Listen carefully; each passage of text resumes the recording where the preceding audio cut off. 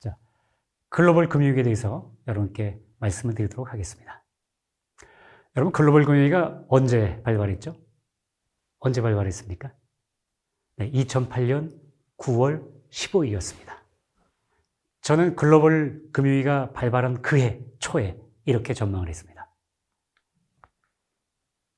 2008년 1월 2일부터 제가 전망했던 겁니다. 세계 경제에는 큰 버블이 형성되어 있다.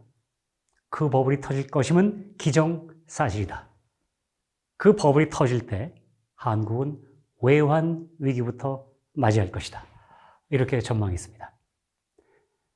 당시의 국내 상황을 말씀드리겠습니다. 여러분이 잘 아시는 것처럼 2008년 상반기 중에는요, 미국산 수입 쇠고기 관련해서 이른바 광우병 논란이 있었습니다. 그 논란으로 촛불 시위가 일어났습니다.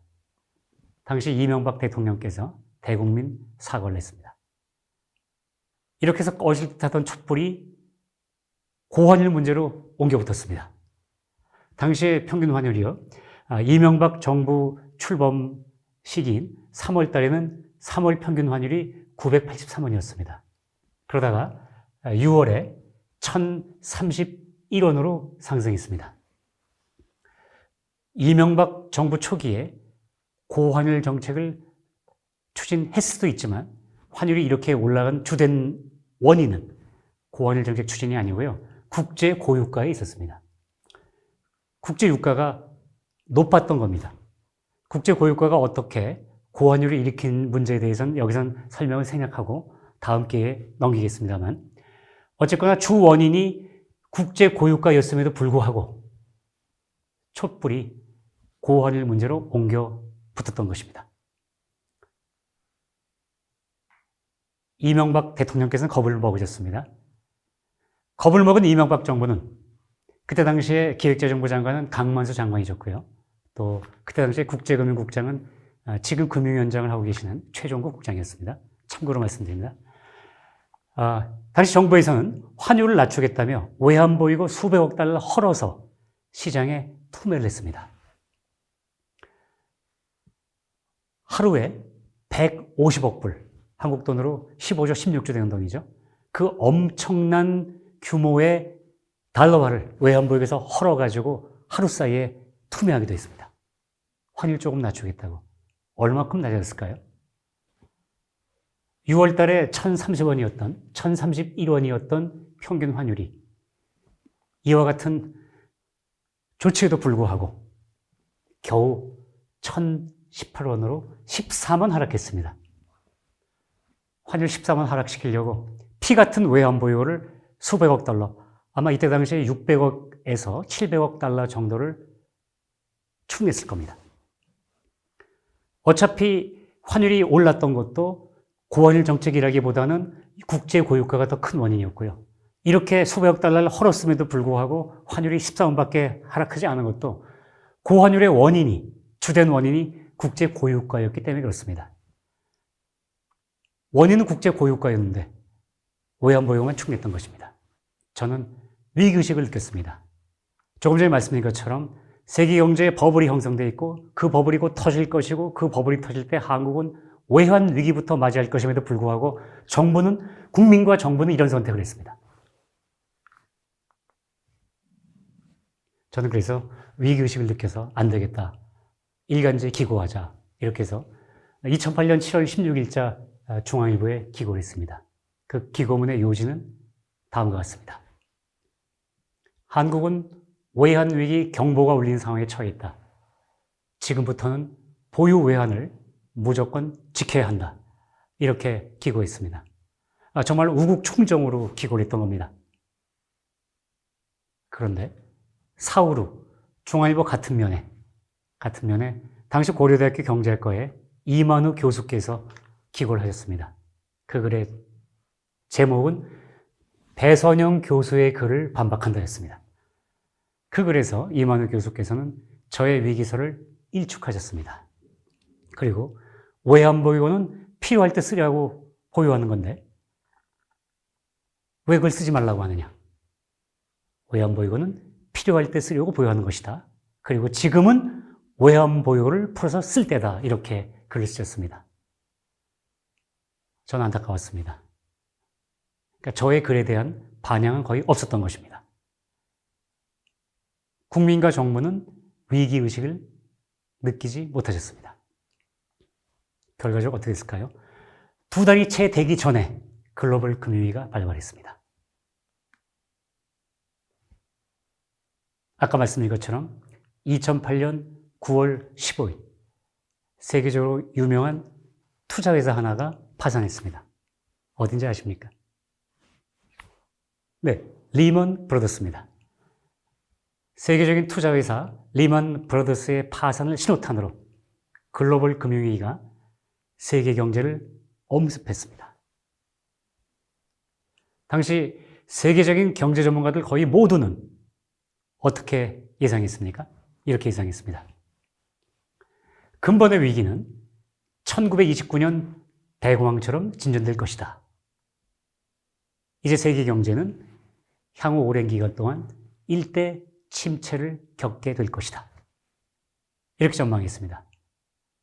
한국 경제를 놓고서는 수출로 먹고 사는 한국은 세계 경제 침체로 가장 큰 타격을 받는 나라가 될 것이다. 이렇게 전망을 했습니다. 여러분 기억나시죠?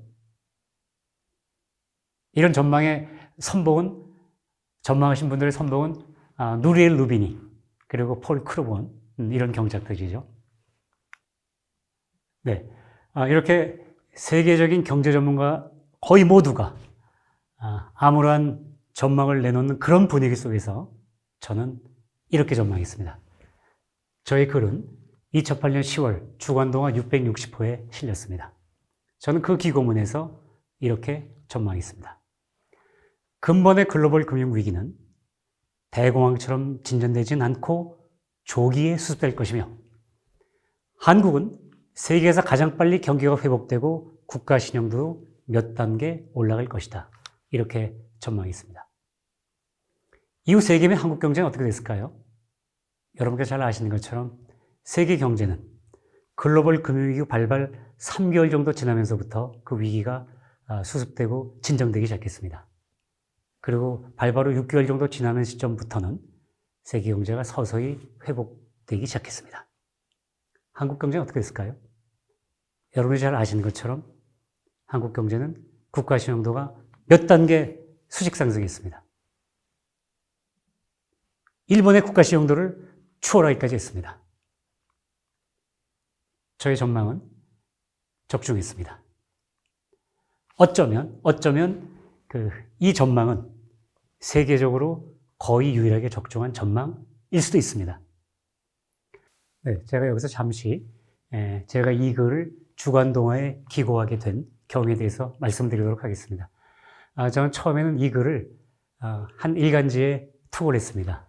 그랬더니 그 일간지 측에서는 이 글의 내용이 너무나 터무니없다. 그래서 실어줄 수가 없다.